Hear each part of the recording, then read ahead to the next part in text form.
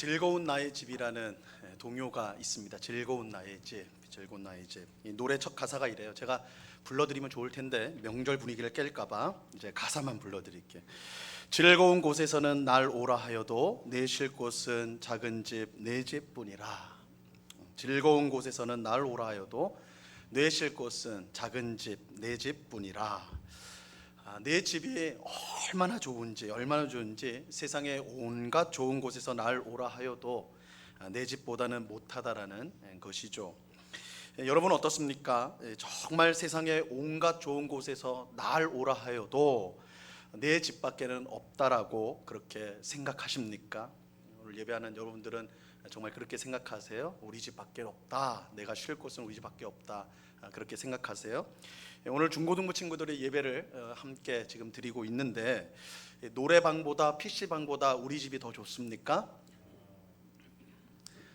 뭐라고 한 거예요? 아니오라고 한 거예요? 예라고 한 거예요.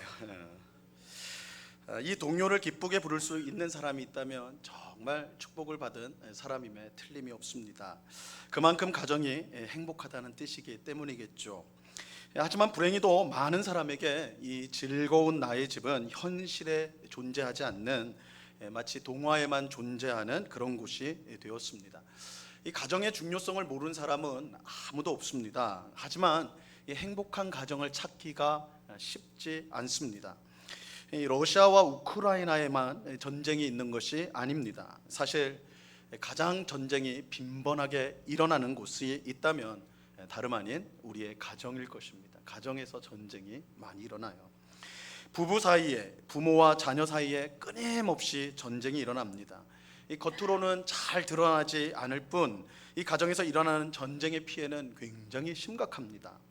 많은 사람이 가정 안의 전쟁으로 깊은 상처를 안은 채 힘들게 살아가고 있고, 이 극단적으로 가정이 해체되는 경우도 적지 않습니다. 이 부모에게 받은 상처가 자녀의 마음에 새겨져서 그 자녀가 새로 꾸민 가정에 새로운 상처를 만들어냅니다. 가정의 아픔과 상처가 대물림되는 것이죠.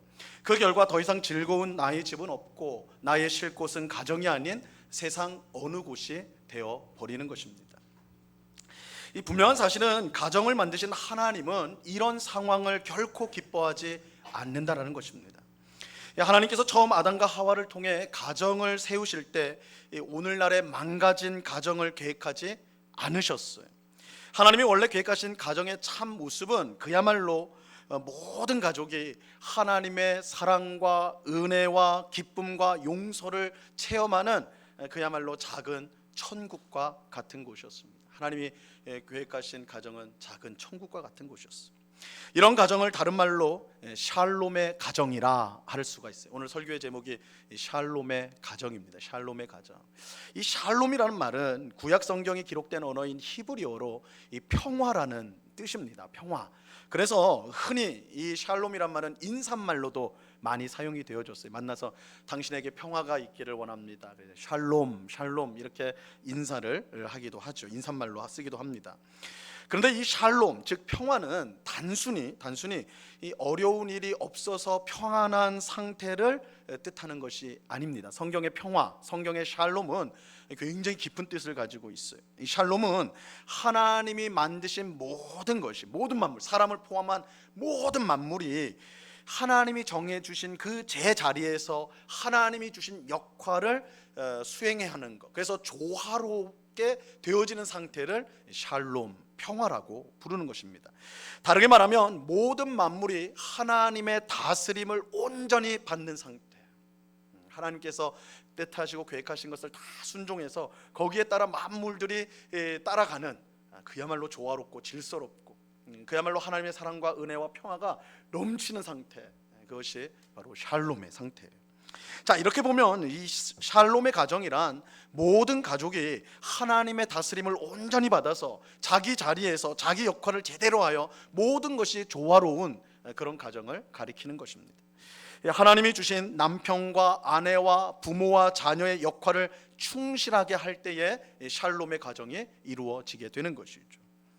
근데 오늘 이 시간에는 남편과 아내, 부모와 자녀의 역할이 무엇이냐, 그것을 구체적으로 살펴보지는 않겠습니다. 이거는 이제 우리가 다음 시간에 계속해서 이제 살펴보게 될 것이고요.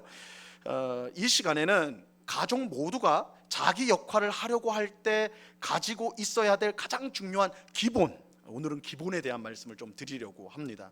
이 샬롬의 가정을 이루기 위해 반드시 가져야 될 기본, 그것이 무엇이냐? 그것은 바로 서로 복종하는 것이다. 복종하는 것이다. 이것을 오늘 살펴보고자 합니다. 자, 오늘 본문 21절 말씀을 보시기 바랍니다. 21절 우리 한 목소리로 다 같이 하나님 말씀을 읽겠습니다. 시작. 그리스도를 경외함으로 피차 복종하라. 피차 복종하라. 그죠? 즉 서로가 서로에게 복종하라고 말씀합니다. 여러분, 서로가 서로에게 복종하는 것은요, 샬롬의 가정을 이루는 가장 중요한 기본적인 토대가 됩니다. 이 서로가 서로에게 복종하는 일 없이 이 샬롬의 가정은 이루어질 수가 없습니다. 근데 이 복종이라는 말, 이 성경에 나오는 이 복종이라는 말을 들을 때 우리 현대인들은요, 먼저 거부감을 가져요. 이 복종이란 말에 대한 거부감이 생깁니다. 이 복종이란 말 자체가 무슨 조선 시대에서나 쓸 법한 이 권위적인 느낌이 가득하기 때문이죠. 오늘날 뭐 복종이란 말 사용하지 않죠. 별로 쓰지 않을 것입니다. 하지만 사도 바울은 이 복종이란 말을 아주 혁명적으로 바꿔버립니다. 이 의미를 혁명적으로 바꿔버려요. 그것도 이 복종이라는 말 앞에 한 단어를 붙임으로써 이 복종, 이전까지 생각하지 못했던 이 복종의 의미를 완전히 뒤집어 놓습니다. 그것은 뭐냐? 그 단어는 뭐냐? 바로 피차라는 단어예요. 피차 복종하라. 자, 여기서 이 피차는 서로가 서로에게란 뜻이에요. 서로가 서로에게. 누가 누구에게 복종해야 되느냐? 서로가 서로에게 복종해야 된다. 서로가 서로에게 복종해야 된다. 이것은 참으로 혁명적인 변화가 아닐 수가 없는 것입니다. 이 바울이 활동했던 고대 사회에서 이 복종이라는 말은요, 결코 서로가 서로에게 하는 것이 아니었습니다. 이 복종이란 말은 서로가 서로에게 하는 행위가 절대 될 수가 없었어요. 죄송한 말이지만 복종은 여자가 남자에게 하는 거예요. 남자가 여자에게 복종한다? 이 상상할 수도 없는 일. 또 복종은 노예가 주인에게 하는 것이었어. 거꾸로 주인이 노예에게 복종한다? 말도 안 되는 거예요. 말도 안 되는 소리. 복종은 자녀가 부모에게 하는 것이었습니다. 이 부모가 자녀에게 복종하는 일, 이 상상도 할 수 없는 폐륜적인 일이었어요. 그런데 사도 바울은 여자와 노예와 자녀들에게만 지금 복종하라고 말씀하지 않습니다. 사도 바울은 서로가 서로에게 복종해야 된다고 말씀하고 있어요. 즉 여자만 남자에게 복종하는 것이 아니라 남자도 여자에게 복종해야 된다는 거예요. 노예만 주인에게 복종해야 되는 것이 아니라 주인도 노예에게 복종해야 된다는 거예요. 자녀만 부모에게 복종하는 것이 아니라 부모도 자녀에게 복종해야 된다, 이렇게 말하고 있어요. 이것은 당시 사회에서 참으로 혁명적인 말이 아닐 수가 없습니다. 이 사회 질서를 완전히 뒤집는. 그래서 복종한다, 복종하라 라는 말은 여자나 노예나 자녀에게 해당되는 말이지, 이것이 남자나 주인이나 또한 부모에게 해당된다고는 그 당시 사람들은 전혀 생각하지 않았어. 그래서 사도 바울은 서로가 서로에게 복종해야 된다, 이 그 당시의 사회적 질서를 완전히 뒤집는 말을 하는 거예요. 분명한 사실은 이런 혁명적인 변화 없이 샬롬의 가정을 이루는 것은 불가능하다라는 거예요. 샬롬의 가정을 이루는 건 불가능해요. 이런 혁명적인 생각이 없이. 여러분, 왜 가정이 작은 천국이 아니라 전쟁터가 되는 것일까요? 우리 가정을 생각하면 돼요. 왜 우리 가정은 작은 천국이 아니라 이 전쟁터, 그죠? 말로써 총을 쏘는 거예요. 그죠? 말로써, 행위로서 대포를 쏘고 서로를 아프게 하고 상처를 주고 그런단 말이에요. 전쟁터. 왜 사랑과 은혜와 용서와 기쁨이 가득한 가정이 아니라 미움과 이기심과 복수와 절망이 가득한 가정이 될까요? 가장 근본적인 이유는 내 권리를 포기하지 않고 내가 섬김을 받고자 하기 때문에 그래요. 내가 내 권리를 놓으려고 하진 않아요. 그리고 내가 먼저 섬김을 받으려고 해요. 서로가 서로 위에 군림하려고 해요. 이게 근본적인 이유예요. 서로가 서로 위에 서 있으려고 그래요. 내 말을 들어, 이렇게 하는 거예요. 여러분, 부부가 싸움을 할 때, 부모가 자녀와 갈등을 빚을 때 서로 무슨 말을 합니까? 이런 말 되게 친근하지 않아요? 당신은 왜 당신 입장에서만 생각해? 그죠? 내 생각은 안 해봤어? 저만 이런 말 듣고 사나요? 왜 아빠 엄마는 자기 입장만 중요하고 내 입장은 무시해? 왜 자기 마음대로만 해? 이것도 저만 듣고 있는 것 같네요. 그죠? 이렇게 서로 말하잖아요. 그죠? 이렇게 서로 말하잖아요. 내 입장. 왜 당신은 당신 입장만 생각해? 왜 부모님은 옛날 생각만 해요? 왜 당신들 생각만 해요? 내 입장은 중요하지 않아요? 그런 말 하잖아요. 그죠? 우리는 언제나 내 입장, 내 권리를 앞세우고 먼저 섬김받기를 원해요. 상대방이 먼저 내 앞에 굴복해가지고 내 말을 따라주기를 바란다는 거예요. 내가 그러면 나도 해줄게. 근데 너가 먼저 해야 돼. 그런데 서로가 그렇게 하다 보니까 가정이 전쟁터가 되는 거죠. 입으로 총을 쏘고요, 행위로 대포를 쏴요. 그죠? 갈등이 깊어지고 상처가 남게 돼요. 여러분, 샬롬의 가정을 이루기 위해 우리는 서로가 서로에게 복종해야 돼요. 서로가 서로에게. 여기서 서로가 서로에게 복종한다는 뜻은 나의 권리를 포기하고 다른 사람을 먼저 섬기는 것을 뜻하는 것입니다. 내 권리를 끝까지 주장하면 결코 화목한 가정을 이룰 수가 없어요. 내가 먼저 섬김받기를 고집하면 가정은 끝없는 전쟁터가 될 수밖에 없습니다.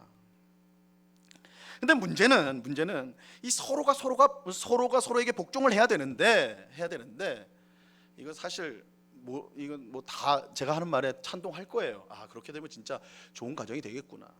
문제는 뭐예요? 우리가 그럴 수가 없어요. 그렇게 할 능력이 우리에게는 없어요. 만약 우리가 노력하고 힘써서 서로가 서로에게 복종할 수만 있다면 적어도 모든 성도의 가정은 이 샬롬의 가정이 이미 되었을 거예요.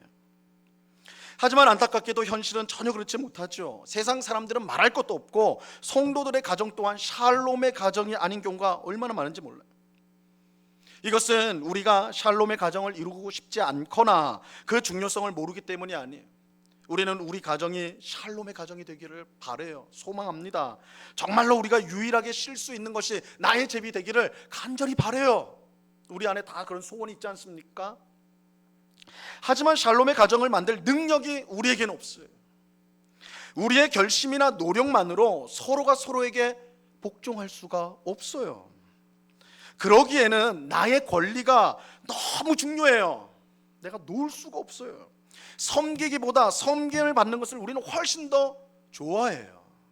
내 자존심이 더 중요하단 말이에요. 자, 그렇다면 이 샬롬의 가정을 만들기 위해서 우리가 할 수 있는 일은 없단 말인가? 내가 그런 존재인데, 우리가 다 그런 존재 아닙니까? 그래서 늘 이렇게 부딪혀 오는데 그럼 방법이 없단 말인가? 우리는 어떻게 해야 샬롬의 가정을 만들 수가 있는 것일까요? 자, 우리는 오늘 본문인 21절 말씀이요, 21절 말씀이 앞에 있는 18절 말씀과 연결된다는 사실에 주목을 해야 됩니다. 이 18절 말씀이 이제 중요한데, 사실은 오늘 차례는 18절 말씀을 강해를 해야 될 차례인데 추석이고 온 가족 예배로 드려서 제가 진도를 좀 앞으로 당겼어요. 그래서 다음 주에 18절을 이제 보게 될 건데 어쨌든 미리 좀 보자고요. 18절 말씀 보시기 바랍니다. 18절 같이 읽어봅니다. 시작. 술 취하지 말라. 이는 방탕한 것이니 오직 성령으로 충만함을 받으라. 그죠? 자, 18절부터 오늘 본문인 21절까지는 사실상 한 문장이에요. 이게 한 문장이고 모든 절이요, 18절, 그러니까 19절, 20절, 21절이 다 18절에 연결돼 있어요. 18절에 걸려 있습니다. 18절에서 오직 성령으로 충만함을 받으라 그렇게 말씀하는데, 이 성령으로 충만하게 되면 어떻게 되느냐? 19절에 보면 시와 찬송과 신령한 노래들로 서로에게 말하게 된다. 또 주님께 노래하고 찬송하게 된다. 이게 성령 충만한 성도의 모습이에요. 서로의 대화가 바뀌어요. 찬송과 하나님을 높여드리는 그걸로 바뀐단 말이에요. 입에서 늘 찬송이 나와요. 이게 성령 충만한 거예요. 또 20절에 보면 범사에 하나님께 감사하게 된다. 성령 충만한 성도는 감사가 그 입술에 넘쳐요. 감사. 그리고 마지막으로 21절에 보면 서로가 서로에게 뭐 한다고요? 복종하게 돼요. 복종하게 돼요. 다시 말하면 이 샬롬의 가정을 세우기 위해 우리는 서로가 서로에게 복종해야 되는데 우리 힘으로 안 된다고 그랬죠. 이게 우리의 힘으로 안 돼요. 어떻게 할 때 그런데 될 수가 있어요? 오직 성령으로 충만할 때. 이 말씀이, 그러니까 21절 말씀에 순종하기 위해서 반드시 필요한 건 18절 말씀이에요. 우리가 오직 성령으로 충만하게 될 때 피차 서로가 서로에게 복종할 수가 있게 되는 것입니다. 그런데 이처럼 성령으로 충만할 때 서로가 서로에게 복종할 수 있는 것은 성령 하나님께서 자기를 드러내지 않는 겸손한 분이기 때문에 그래요. 자, 요한복음에 보면 성령 하나님이 우리에게 오셔서 어떤 일을 하시는지를 가르쳐주고 있습니다. 요한복음 16장 13절과 14절 말씀입니다. 잘 들어보세요. 그러나 진리의 성령이 오시면, 그죠? 성령이 오시면 그가, 성령께서 너희를 모든 진리 가운데 인도하시리니, 자 보세요. 그가 스스로 말하지 않고 오직 들은 것을 말하며 장래 일을 너희에게 알리시겠습니다. 그가, 성령이죠. 성령이 내 영광을 나타내니, 이 내 영광은 예수님의 영광, 예수님의 영광을 나타내니 내 것을 가지고 너희에게 알리겠습니다. 성령 하나님은 삼위일체 가운데 계신 하나님, 동일하신 하나님, 하나님이세요. 그럼에도 불구하고 성령 하나님은요, 성령님은 자신을 드러내지 않고 오직 예수님의 말씀과 영광을 나타내는 일을 하세요. 성령님이 겸손한 영이시다, 겸손한 하나님이시다라고 하는 말은 그가 자신을 드러내려고 하지 않고 성자 예수님의 말씀과 그의 영광을 나타내는 사역을 이 땅에서 하신다는 점에서 우리가 분명히 볼 수가 있다. 그렇게 성령께서 이처럼 겸손한 분이시기 때문에 그 성령이 우리 안에 계실 때 우리는 서로 하나가 될 수가 있는 것입니다. 성령의 중요한 사역 중에 하나는 우리를 하나 되게 하는 거예요. 에베소서 4장 3절 말씀입니다. 같이 읽습니다. 시작. 평안에 매는 줄로 성령이 하나 되게 하신 것을 힘써 지키라. 그죠? 성령이 하나 되게 하신 것. 겸손한 영이신 성령께서 우리 안에 계실 때, 우리 안에 충만히 계실 때에 우리 또한 겸손해져서 서로가 서로에게 복종하게 되고 서로가 하나가 될 수가 있는 것입니다. 여러분, 우리는 성령 충만이라고 하면 뭔가 뜨겁고 열광적인 상태가 되는 것을 생각하기가 쉽습니다. 그죠? 막 뭔가 뜨겁고 막 그죠? 열정적으로 막 사람이 확 변해가지고 야, 저 사람 성령 충만하구나. 우리 이제 그렇게 생각하기가 쉽다고요. 하지만 사실은 그렇지 않아요. 성령으로 충만하게 된 사람은요, 무엇보다 겸손해지고 온유해집니다. 이 가장 분명한 표예요. 어떤 사람이 겸손하고 온유한 사람이 된다는 건 그 사람이 성령 충만하기 때문에, 성령 충만하면 겸손해지고 온유해집니다. 그래서 자기를 주장하지 않고 자기보다 남을 더 낮게 여기고 배려해줘요. 자기가 성령으로 충만하다고 말하면서 다른 사람의 믿음을 깔보거나 자기만 하나님의 뜻을 아는 것처럼 그렇게 행동한다면 그 사람의 성령 충만은 가짜예요. 분명히 말할 수 있어요. 그 가짜예요. 성령님은 그런 분이 아니세요. 성령님은 우리를 겸손하게 만드세요. 상대방을 나보다 더 나은 사람처럼 보도록 만드세요. 내 자존심보다 저 다른 사람의 이익을 먼저 보도록 만드세요. 그래서 내가 섬길받기보다 섬기는 것을 더 기쁘게 여기도록, 기쁨을 가지도록 역사하시는 분이 성령님이세요. 이 성령 하나님이 우리 가운데 충만히 임재하면, 성령으로 충만하면 겸손하고 온유한 사람이 되는 거예요. 그래서 사도 바울은요, 성령님이 충만할 때 우리가 맺게 되는 열매가 있다고 말씀을 하고 있습니다. 유명한 말씀이죠. 갈라디아서 5장 22절과 23절 말씀인데 이 말씀을 우리 같이 한번 읽어봅니다. 시작. 오직 성령의 열매는 사랑과 희락과 화평과 오래 참음과 자비와 양성과 충성과 온유와 절제니 이 같은 것을 금지할 법이 없느니라. 자, 이 말씀 굉장히 중요한 말씀이에요. 성령님으로 충만할 때 우리 삶 속에 나타나는 열매, 그 결과가 뭐예요? 우리가 생각할 때는 막 능력, 열정, 그죠? 뭐 대단한 뭐 파워가 나타나고 막 이렇게 생각하기 쉬운데 성경은 그렇게 말씀하지 않아요. 뭐라고 그래요? 사랑이래요. 사랑. 희락은 기쁨이에요. 화평, 평화로워요. 원수를 만들고 이런 게 아니에요. 평화로워요. 오래 참아요. 나를 괴롭히는 사람을 향해 내가 성령 충만하니까 너는 죽었어, 이게 아니에요. 참아요. 자비로워요. 양선, 선을 행해요. 충성하고 온유하고 절제해요. 성령 충만한 사람에게 나타나는 열매예요. 이 모든 열매는 다른 사람을 나보다 더 낮게 여기고 더 좋게 보고 서로를 하나 되게 하는 성품이에요. 성령으로 충만할 때 우리는 이러한 성품을 가지게 되고 우리는 서로가 서로에게 복종할 수가 있게 되는 거예요. 그러므로 샬롬의 가정을 세우기 위해서 반드시 필요한 것은 성령으로 충만하게 되는 것입니다. 여러분, 성령으로 충만해야 돼요. 우리는 성숙한 그리스도인이 되기 위해서도 성령으로 충만해야 되지만 샬롬의 가정을 세우기 위해 무엇보다 성령으로 충만해야 합니다.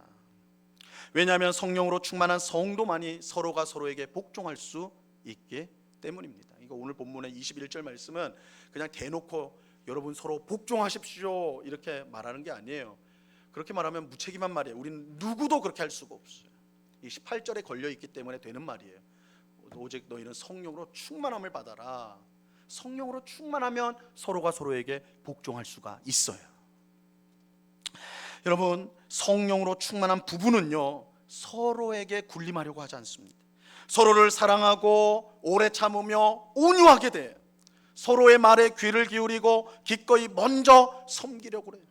내가 먼저 섬기는 것을 자존심 상하는 일로 여기지 않고 오히려 기쁨으로 여겨요. 성령으로 충만할 때 그래요. 성령으로 충만한 부모는 자녀 위에 군림하여서 그들을 조종하려고 하지 않습니다. 자녀가 잘 되기를 바란다고 하면서 자기의 꿈을 대신 이루도록 강요하지 않아요. 오늘날 불행 아닙니까?